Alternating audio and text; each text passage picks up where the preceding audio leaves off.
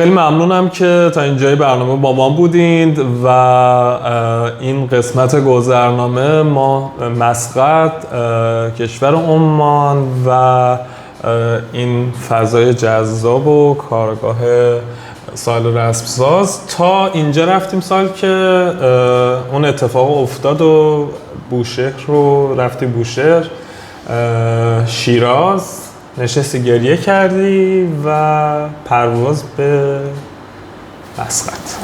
خب و اومدی مسقط رو چیکار کردی توی مسقط؟ شروع زندگی جدید؟ مسقط چالش ها شروع شد. قبلش اینو بگم، پرسشم این بود که گفته بودی که احتمال ممنوع خروجی بود و ممنوع خروج شدی. بله، ممنوع خروج شدم و همون فرداش میشد دیگه، یعنی اگر نمیرفتم احتمالاً حتما همون اتفاق میافتاد که من دوست نداشتم اتفاق بیفته. و 1 سال 3 ماه طول کشید این پروسه ممنوع خروج که این برطرف بشه. بله، تا رأی دادگاه بیاد. یعنی اون روز اگر تو اون کار نمی‌کردی مسیر زندگی من و تو ایران میموندم و خب این جاب آفر رو دست میدادم و کلا مسیر حرفه‌ایم توی این صنعت و این زمینه ممکن بود خیلی تحت شعاع قرار بده. خیلی خوب، اومدی مسقط و چالش‌های جدید، شهری که حالا شاید دورادور میشناختی به واسطه حضور خانواده و اولین کاری که کردی اینجا احتمالاً چیکار میکردی؟ خونه، زندگی؟ اولین کار این بود که اصلا کارفرمای من منتظر اومدن من نبود.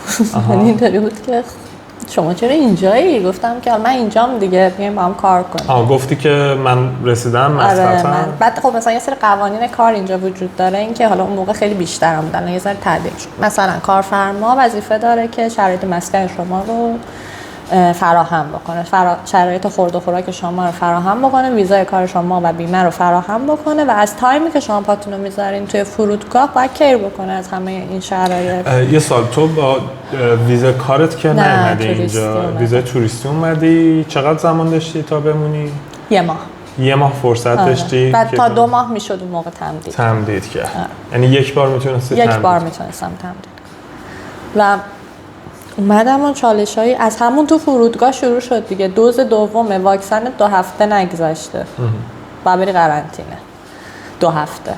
خب یعنی اومدی توی رسیدم تو فرودگاه شروع شد دیگه. یعنی من واکسن رو صبح زده بودم، خب بعد میگذشت از قانون عمان این بود که از دوز دوم واکسن 2 هفته بعد گذشته باشه که میتونستی ورود داشت. اگه نه بعد اون 2 هفته رو میرفتم قرنطینه تو هتلایی که مشخص کرده بود عمان.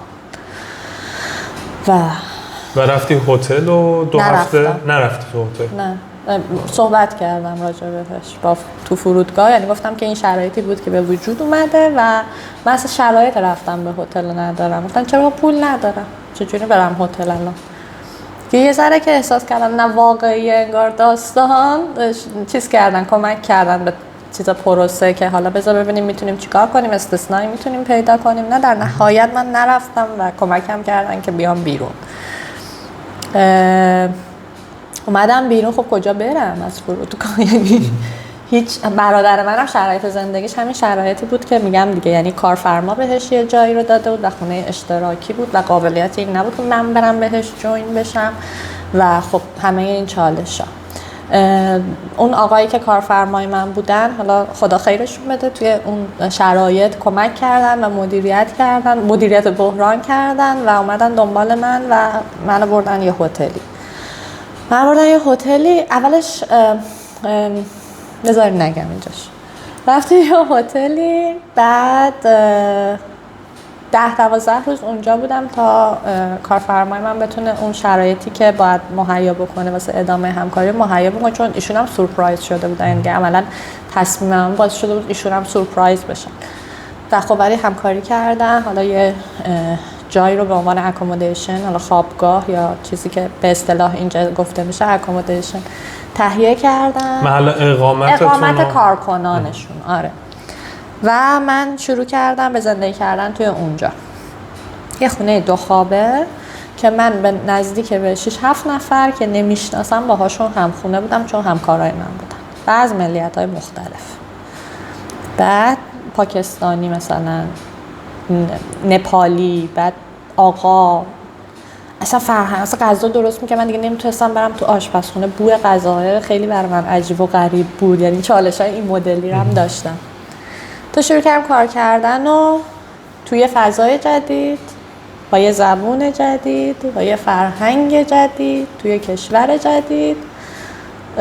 شرایط روحیت هم خوب نیست دیگه قاعدتا، تو اونطوریه اصلا هنوز نمیفهمی دوره چه خبره. بذار یه تیکه بگم، چون یه قسمت از حالا مخاطبه که میبینن شاید این حالا قوانین هم براشون جالب بشه. تو اومدی عمان، به کارفرمات گفتی که من این اتفاق برام افتاده، اکامدیشن اقامت تو هماهنگ کرد و از بعدش شروع کردی به کار، یعنی از پس فرداش رفتم توی کارگاه و شروع کردم به کار کردن که من خب این کارهای آماده سازی هایی که قرار بود ایران انجام بدم، طراحی منو، چه وسایلی نیازه، خب کارگاه نیاز به مرتب کردن. گفتم خب اون تایم که من قرار بود توی ایران 1 ماه منتظر باشم و این کارا رو انجام بدم، از همین شروع می‌کنم همینجا حضوری انجامش میدم و شروع کردم به کار کردن. عملاً 2 روز بعد از اینکه اومدی توی مسقط کارتو شروع کردی. آره. بعد شروع کردم و حالا میگم دیگه این چالش‌ها و اینکه مواد اولیه اینجا بعد از کجا بگیرم نمیدونم، ابزار وسایل از کجا بگیرم نمیدونم.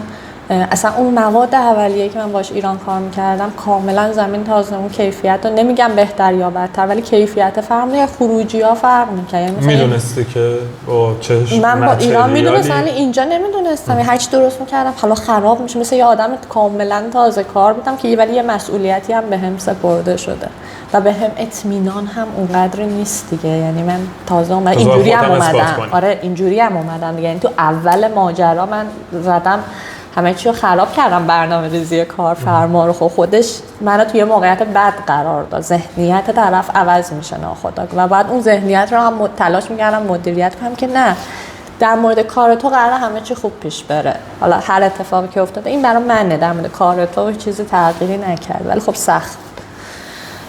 و میگشتم که ببینم، حالا ماشین هنوز نداشتم، شهر رو نمیشناختم، حالا به هر طریقی میشد میگشتم سورس ها رو پیدا بکنم، ببینم که از کجا باید چه چیزی رو بخرم. خیلی کم بود داشت، آنلاین رو نداشتم و من مجبور بودم تجهیزات اضافه بکنم و چالش بود همه اینا و مثلا یکی یکی با حلش میکردم و میگفتم و مثلا اینجوری هم بود که حالا مارکتینگش هم باید تا یه حدی خودت برنامه‌هاش از طرف من باید قرار بود یه پیستری جدید شکل بگیره. نه یه لاین اونا شیرینی سنتی ایرانی میزدن که از قبل بودن و اون آقایی که کارفرمات ایرانی که ایرانی بودن. آره. و اون آقایی که شف شیرینی های ایرانی بودن توی مسقط حدود 10 سال 12 سال زندگی میکردن و اکسپرت بودن توی این قضیه، همه چیزا رو میشناختن فلان و قرار بود که یه پیستری، یه لاین فرانسوی اضافه بشه، دسرها و چیزایی که مدرن‌تر و بروزتر. و خب چون رقابت محسوب شد که کدوم لاین قرار فعال‌تر باشه و موفق‌تر باشه و درآمد بهتری داشته باشه، این رقابت اولین جایی که من فهمیدم که فضای رقابت این صنعت جدیدی که من توش وارد شدم با فضای رقابتی که مدل رقابتی که تو اون فضاهای قبلی که کار می‌کردم بوده متفاوته، اینجا بود که دیدم اصلا قرار نیست همکاری صورت بگیره. چرا اینجوریه؟ مثلا چرا به من کمک نمی‌کنن که جای مثلا از کجا برم خرید بکنم؟ چرا یعنی همکارا باد. آره یه نفر من همکار داشتم دیگه. اتفاقا مثلا فکر می‌کردم که الان قاعدش همدلی بود دیگه، یعنی من توقع همدلی داشتم ولی خب قرارم نبود لزوما این اتفاق بیفته، خیلی بی‌رحم‌تر از این قرار بود فضای رقابت پیش بره. بعد خب مثلا حالا توی فضای استارتاپ ما یه ذره این فرهنگ همدلیه بیشتره و من از اون فضا آمده بودم بیرون و میگفتم خب حالا چی میشه؟ خب مثلا من بدونم از کجا، گفته نمیشد دیگه. حالا تصمیم نداشت که شیر کنه یه سری از اطلاعات رو، خب خودم باید پیدا کنم. و اینکه شروع کردم حالا با چالش‌ها و 2-3 ماه که باهاشون کار کردم به دلایل خودشون که تصمیم گرفتن تغییرات توی بیزینسشون ایجاد کنن، اصلا بیزینس رو مدلش رو تغییر داد و دیگه ما نمیتونستیم با هم همکاری بکنیم. یه جورایی میتونم بگم فیل شد، یعنی مثلا 1 ماه 2 ماه بعد از این که من مدلش اصلا عوض شد و یه مقدارش واگذار شد و اون آقا هم ازشون جدا شد و اصلا فرق کرد کاملا. دیگه براشون توجیه نداشت لاین جدید ایجاد بکنم، همون شیرینی سنتی ایرانی رو ادامه دادم. من بیکار شدم دیگه، یعنی والا دنبال کار میگشتم. یعنی اومدی یه تایم 2-3 ماهی کار کردی و الان بیکاری؟ الان بیکارم که دیگه خونه رم نمیتونم استفاده کنم دیگه، چون من دیگه کارمند اونا محسوب نمیشم. یه مشکل جدید خونه نداری؟ آره. و ماشین بعد بخوام دنبال خونه بگردم، ماشین ندارم و جایی رو بلد نیستم. خب همه اینا داره چالش ایجاد و توی فشاری قرار گرفت. بعد بر اقامتت مشکل نداری؟ هنوز ویزا داشتم، ویزای توریستی. 2 ماه که من تمدید کردم یه قانونی اومد بعد کرونا تا 3 ماه هم میشه. من از ماه 3 هم تمدید کرده بودم و آخرای ماه 3 بود که این تصمیم گیری شده و من باید خروج میزدم دیگه، من نمیتونستم برم ایران. بعد گفتم خب چیکار کنم، خروج رو کجا بزنم؟ مثلا من دبی یه هزینه هم واسه اون میدادم و خب اصلا مدیریت این هزینه ها توی اون شرایط هم یه ذره چالش خیلی بزرگی بود که من داشتم. مثلا به ازای هر 1 تومن ایران من داشتم 50 و نه اون موقع کمتر داشتم، 57-8 هزار تومن، 57-8 هزار تومن میشد دیگه 1 ریال اینجا و داشتم به یه همچین عددی هزینه میکردم و بعد اینا مدیریت میشد و بودجه قاعدتا محدود بود. حالا از دیگه یه سم محل درآمدت هم از بین رفته. خونه نداری و میرفتی از کشور بیرون برمیگشتم. آره. توی این ماجراها یه آقای عمانی پیدا خیلی اتفاقی من این قضیه رو شیر کردم با یه آقای عمانی که اینجا بیزنس میکردن، تجارت میکردن و گفتش که من میتونم کمکت کنم ماه 4 من بمونی نری یه ماه دیگه. گفتم که خب چجوری؟ گفتش که مهر خروج میزنن و دوباره مهر ورود میزنن و تو انگار یه بار رفتی و اومدی. یعنی توی فرودگاه میمونی؟ تو فرودگاه اصلا من نرفتم فرودگاه، به من این کمک شد به واسطه مثلا حالا دوستانی که داشتن، روابطی که داشتن، پاسپورت منو گرفتن، مهر خروج خورد. این معجزه هایی که اینجا اتفاق میفته و مهر ورود دوباره، یعنی من انگار رفتم و برگشتم و هنوز تو مسقط بودم. بعد خب این مشکل حل شد. حالا بعد من رفتم ماشین کرایه میکردم و دنبال جا میگشتم. حالا اینجا یه هاستل های هست، اصطلاحاً پانسیون بهش میگن. مثلا اتاق، شما یه اتاق رو میتونی اجاره بکنی، حالا موقتی تا شرایط کاری استیبل بشه. و من یه پانسیون پیدا کردم و شروع کردم که همکاری، یعنی اونجا زندگی کردن که ببینم حالا باید چیکار کنم. تو این اتفاق به من قبل از اینکه مدل کسب و کارشون عوض و تصمیم جدید بگیرن گفتن خب حالا تایمه که تیم بیار.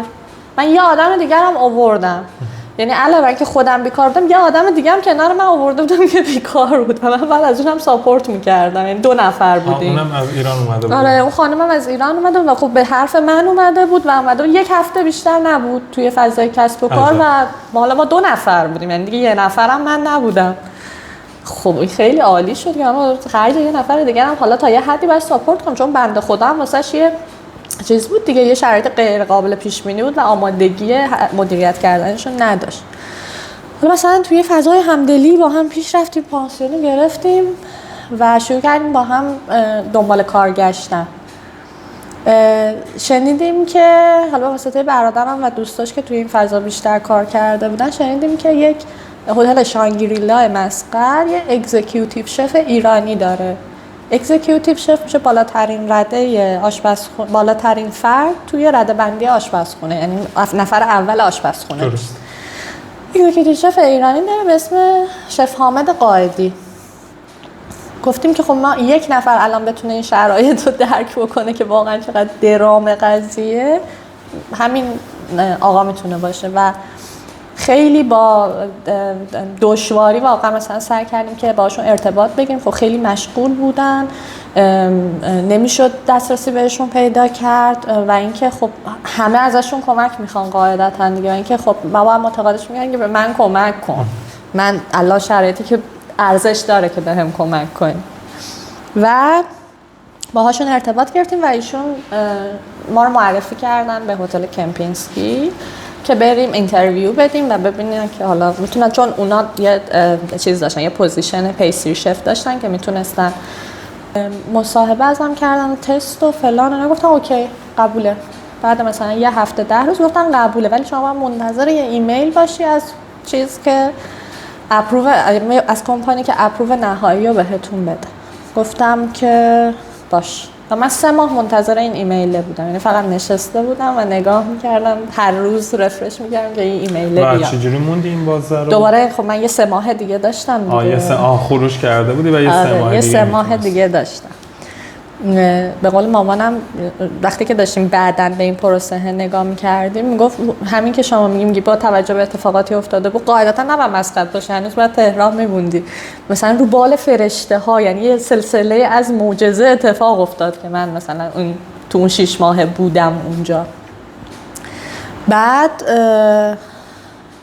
ایمیل که اومد، حالا تو این مدت هم شرط زندگی اشتراکی توی یه اتاق 3 نفری که از 3 تا دنیای متفاوتن، اصلا هیچ ربطی زندگیشون به هم نداره، مثلا فقط فضای خصوصیمون یه اتاق و به اندازه یه چمدونی که من اونجا میتونستم بذارم بود و خب مثلا خیلی چالش داشت دیگه.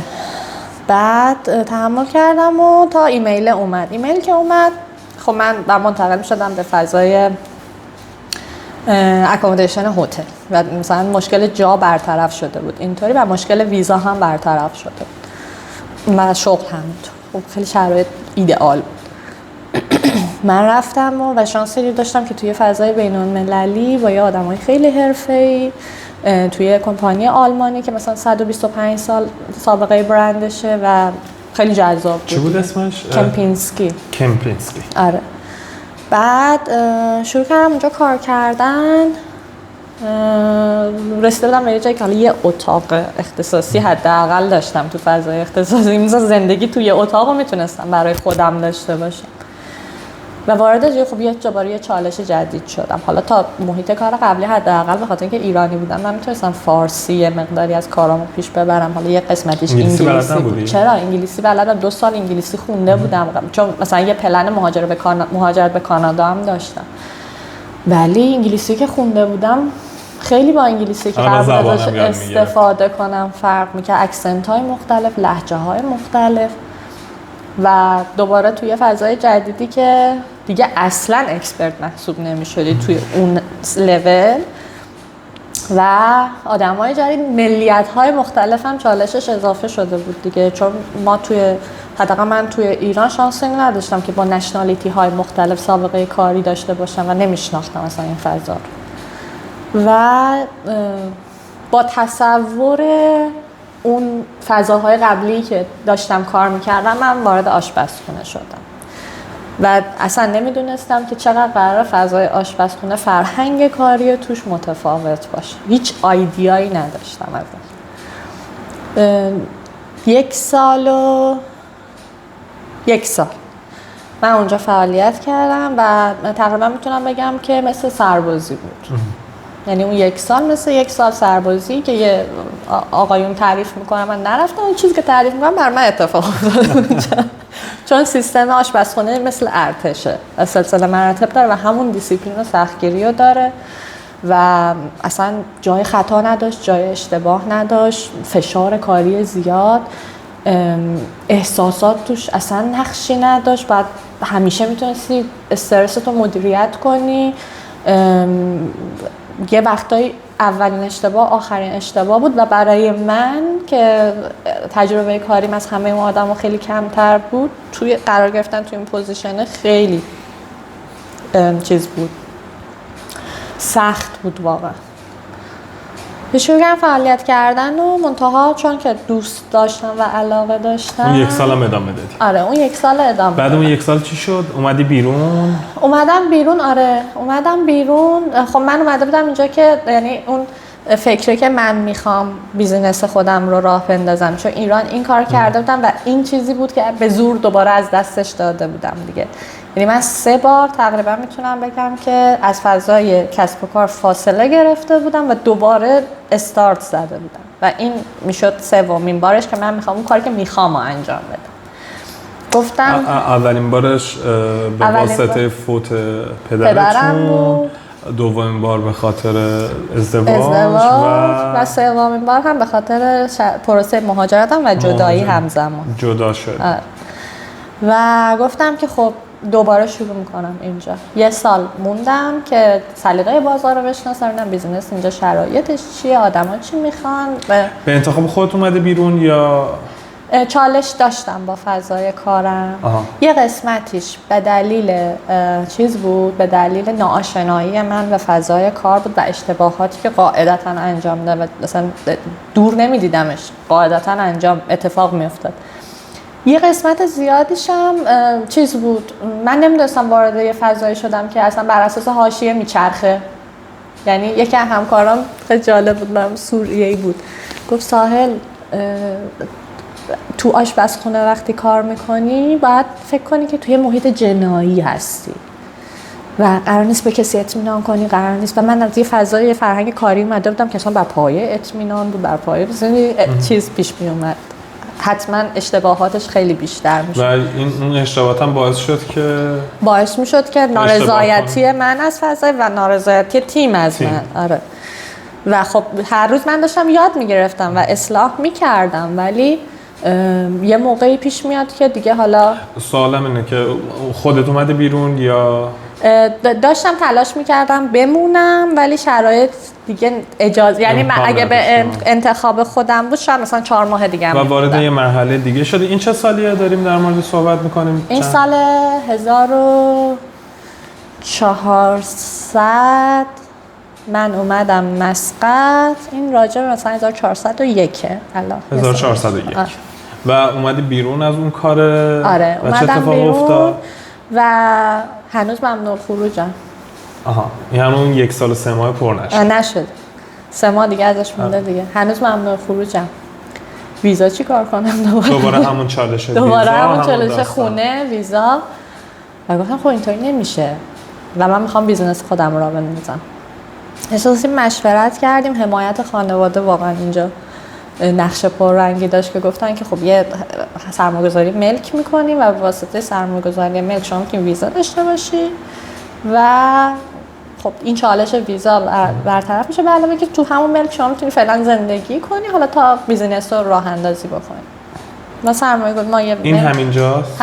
همین جایی که الان هستی؟ نه اینجا نیست. نه. و گفتم که باشه.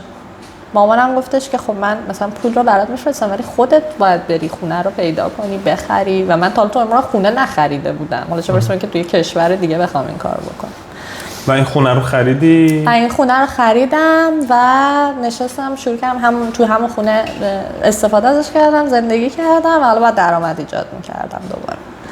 ثبت شرکت تو همین اتفاقات، مثلا ثبت شرکتی که ما باید با کفیل عمانی حتما انجام میشد و یه عدد مثلا حدود 4200 ریال بعد هزینه میشد، قانون برداشته شد و با حدود 200 ریال و بدون کفیل عمانی میشد که شرکت خارجی ها ثبت کنن و دقیقا همزمان شد با این تصمیم من و این موقعیت رو من شرکت ثبت کردم و شروع کردم کارش رو انجام دادن و حالا باید تجهیز میکردم، وسایل میخریدم، مارکتینگ میکردم، تو بازار جا میافتادم، خودم به عنوان یه آدمی که میخواد یه چیز جدید جا بندازه میشناسوندم، ولی اون بک‌گراند هتل و برندینگی که کمپانی برای من داشت خیلی به من کمک میکرد. یعنی اون خیلی نیاز داشت بشناسونم، بازار منو میشناخت. یه بازار محدودی رو حداقل اولیه داشتم و شروع کردی به تولید و چون بلاگینگ میکردم همزمان، یعنی از همون هتل و اینا این ماجرا ادامه داشت، توی سوشال مدیا هم اکتیو و فعال بودم و این بهم کمک میکرد.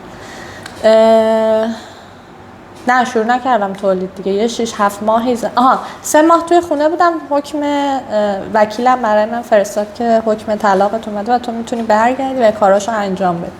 من برگشتم ایران، 3-4 ماه ایران بودم. خب کارهایی که یهو نصف ول شده بود رو من بعد جمع جور میکردم و بعد میومدم دوباره اینجا انجام دادم.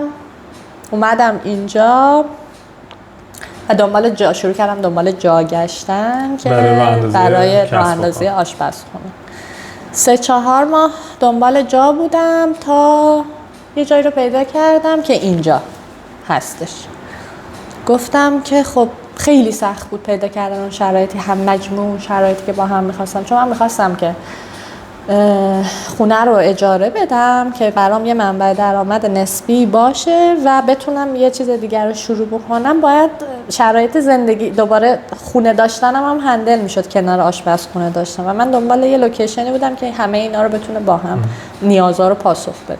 یعنی همزمان هم محل کار باشه هم من بتونم اونجا زندگی ما بهش میگیم هوم آفیس. هوم آفیس، هوم کیچن. بعد شروع کردم گشتن و اینجا رو پیدا کردم و یه گروهی بودن اون موقع که من خیلی باهاشون مشورت میکردم، گفتن که خیلی خوبه، آفرت خوبیه و فلان و اینا، برو که این دیلو مثلا داشته باشی و ببندی. و گفتم باشه. مثلا اجارش بود ماهی 600 ریال و من بودجه‌ای که در نظر داشتم ماهی 400 ریال نهایت ماکسیمومش و نمیدونم 200 ریالش اکسترا بود واسه من همینطوری داشتم بالا پایین می‌کردم چیکار باید بکنم. یه سری هزینه تحصیل وسایل داشتم و می‌خواستم که دچار چالش نشم دیگه، به اندازه کافی همه چی چالش برانگیز، می‌خواستم مدیریت بودجه درست باشه. گفتن که خیلی دیل خوبی از دستش نده و اینکه تلاش کن. حالا تو همین شرایط که من داشتم مشورت میکردم و تلاش میکردم یه اسمسی برای من اومد از یکی از بروکرایی که من داشتم اینجا دنبال خونه میگشتم، مثلا یکی از 100,000 تایی که یه اسمسی اومد که همین ویلا رو آفر گذاشتن براش، شما اگه 1 سال اجاره رو جلو بدی همزمان به جای 600 ریال 300 ریال ماهی. چرا؟ به خاطر اینکه من توش رینیو انجام دادم و پول نیاز دارم الان در لحظه، چون میخوام پول دستم بیاد حاضرم این آفر رو بدم که این کار رو انجام بدم. 1 هفته از اون تایمی که من گفتم که اینجا رو دوست دارم ولی پولش نمیرسه گذشته. این پیام به من داده شد.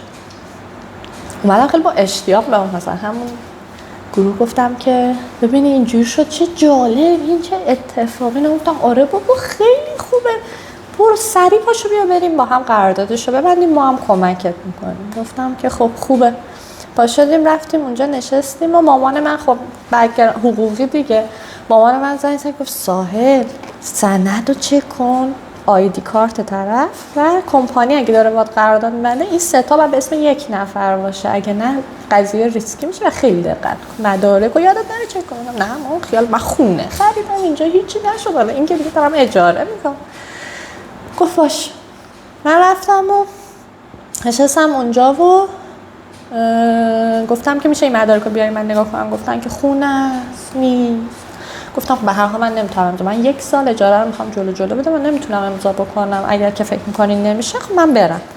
گفتن که برو 2 ساعت دیگه بیا ما میاریم مدارک.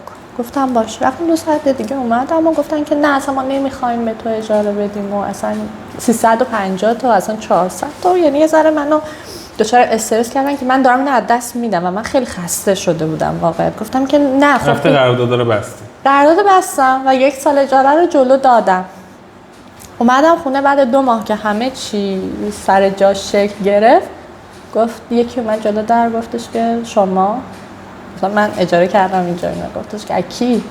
گفتم که صابخونه دیگه. گفت صابخونه منم، تو اکی اجاره کردی؟ پس سرتم کلا رفته. سرم کلا رفته بود، یعنی 3600 ریال رفته بود و من مونده بودم مثلا با یه پول کمی هم نیست، من نزدیک $10,000 و من رسیده بودم به اینجا که خب همه چی رو هزینه کردم که حالا پول ندارم دیگه. و حالا من دوباره این آقا به من میگفتش که به من ربطی نداره مشکلاتی که برات پیش اومده، تو خونه منی، یا باید دوباره به من قرارداد بستم و دوباره اجاره دادم که نرم از این، چون اگه می‌خواستم جابجا بشم خیلی پروسه هزینه برتری واسم میشد. این نقطه اخلاقیش اینه که بعضی وقتا این بعضی چیزا رو که ارزون میدن اینجوری میشه. این اتفاقات لوز شکل گرفته بود. یعنی این برند رو، یعنی من از موقعی که از هتل اومدم بیرون گفتم خب یه برندیه لوزه، داره آشپزخونه‌اش تجهیز میشه، داره این کارا رو میکنه، هدفش اینه، این خدماتو میخواد بده و همزمان نه هنوز چیز نفروخت. همزمان با اینها فروختی اولین فروشت اولین فروشم یه هفته بعد از اینکه گفتم اوپن اینجا. آره. و از زمانی که استارت زدی استارت زدم چی؟ از زمانی که استارت زدی یه هفته بعدش فروشم شروع شد. و این مال چند سال پیشه؟ 2 سال پیشه؟ یک سال نیم؟ یک سال پیش. یک سال پیش تا الان. یک سالش انگار بیزینس بود ولی حالا مثلا به صورت پروژه‌ای بود. آها. ولی که ثابت من بگم آشپزخونه هست یک سال طول کشید و الان مستمر و الان مستمر داره. و چند نفرین اینجا؟ فعلا 2 نفر. 2 نفری. آره فعلا 2 نفریم ولی باید تیم رو گسترش، یعنی با توجه به شرایط الان باید تیم رو گسترش بدیم. یه چیزی به من گفتی که من یه مجوزی گرفتم با نمیدونم چی آسیایی بود؟ اتحادیه غذایی آسیا 3 ساله که شکل گرفته و داره بین کشورهای آسیایی فعالیت میکنه. من به عنوان مشاورشون توی بخش غذا، رستوران ها فعالیت میکنم، یعنی بخش رستوران ها در اصل آشپزخونه.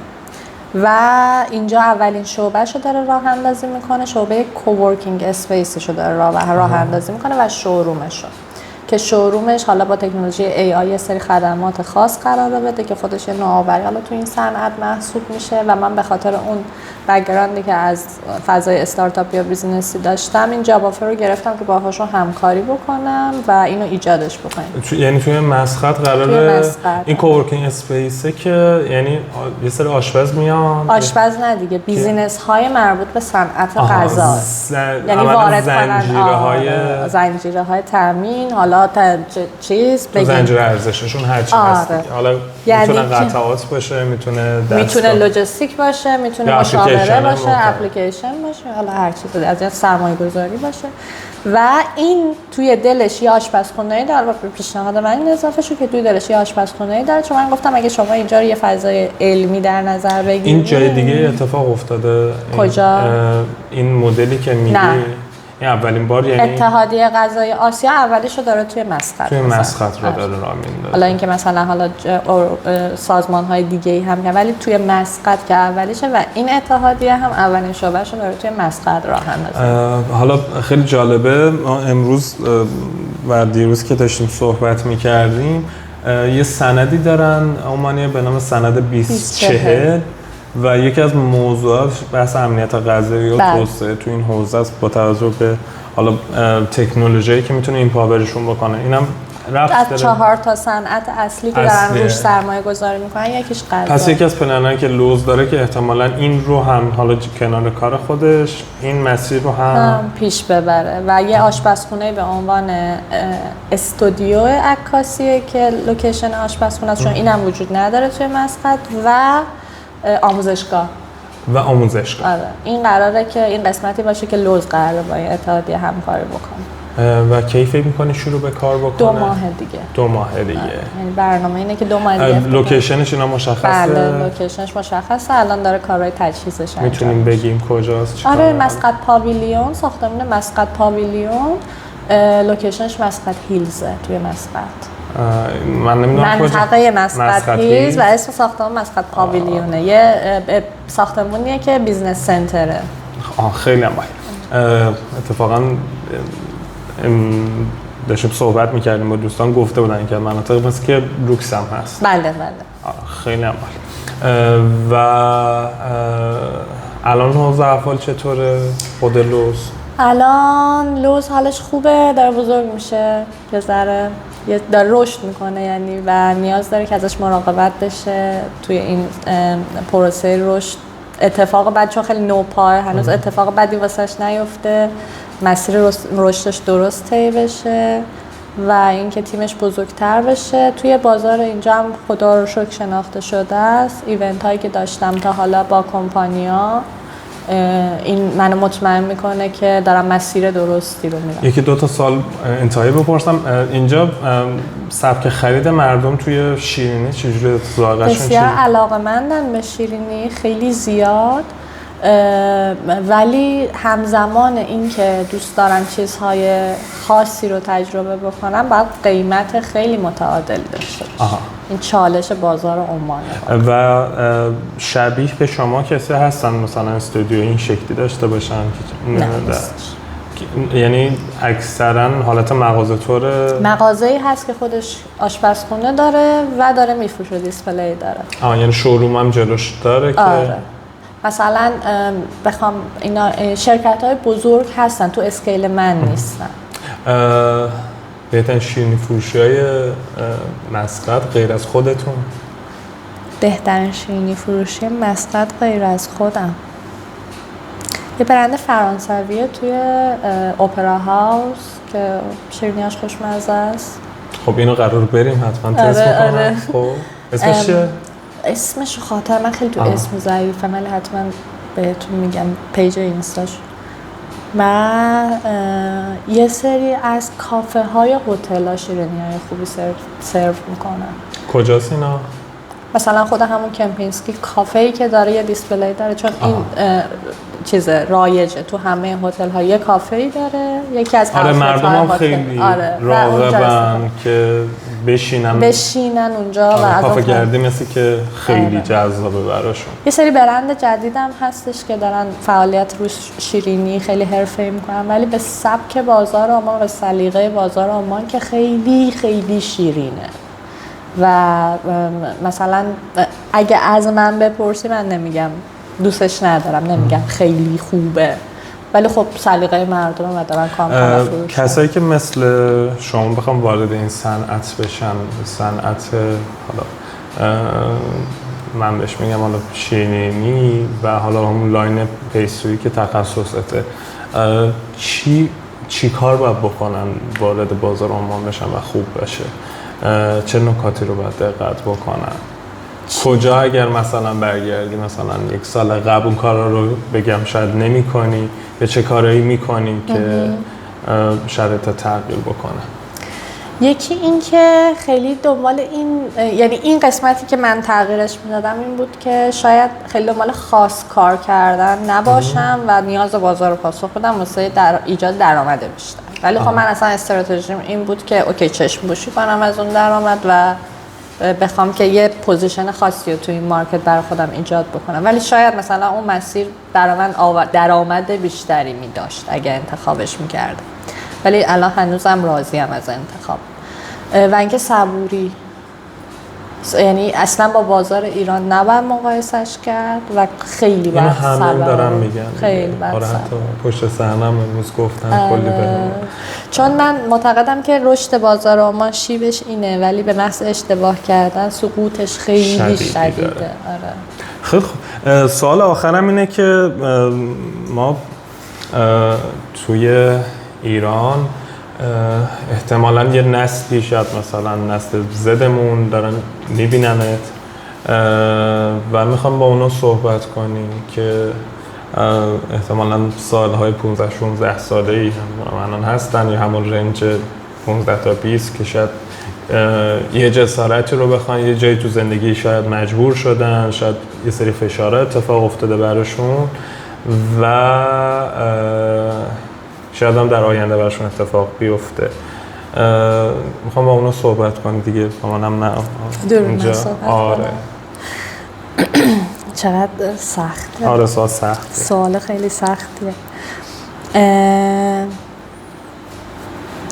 خیلی مهمه که تصمیمایی که توی زندگیمون میگیریم جسارت مسئولیت پذیری راجع به عواقبش رو داشته باشیم. یعنی همونقدر که به چیزای خوبش برامون جذابه، تو این مسیر قراره یه عالمه چالش داشته باشه که اگه قرار نباشه آدم مسئولی باشی بابت این تصمیم ها، خب یه جایی پشیمون میشی از تصمیمی که گرفتی و نمیتونی اون تداوم و پشت کار رو ادامه بدی و نمیتونی صبوری بکنی. و چیز بعدی که خیلی مثلا من استفادهش کردم توی زندگیم و راضیم اینه که تحمل نکنیم. اگه یه چیزی شرایطیه که دوستش نداریم و میبینیم که برای ما کار نمیکنه و ما رو راضی نمیکنه، عوضش کنیم. و دوباره برمیگرده به همون مسئولیت پذیریه که وقتی میخوای عوضش بکنی یه سری چالشایی رو وارد این فضا میکنه که باید قبول کنی و باهاش پیش بری. و اینکه یه بازی کامپیوتری من میکردم، خیلی این به من الهام بخشه یه نقشه خاموشه و آدم اول بازی شروع میکنه راه رفتن و این نقشه با قدم‌های اون هی روشن‌تر و روشن‌تر میشه و فضای اطرافش رو بهش نشون میده، ریسورس‌ها رو بهش نشون میده، آدمایی که میتونه بهش کمک بکنه رو نشون میده و میذاره که اون شهری که میخواد رو بسازه، اون چیزهایی که میخواد رو ایجاد بکنه. توی هر فضایی وقتی میخوای وارد بشی دقیقاً همینه، همه چی تاریکه و با رفتن و نترسیدن و قدم گذاشتن باعث میشه که یه آدمی بیاد کمک بکنه یه کار ویزایی حل بشه، یا آدمی بیاد کمک بکنه یه شغلی برای تو پیدا بشه و ریسورس های اون جایی که هستی به تو نشون داده بشه.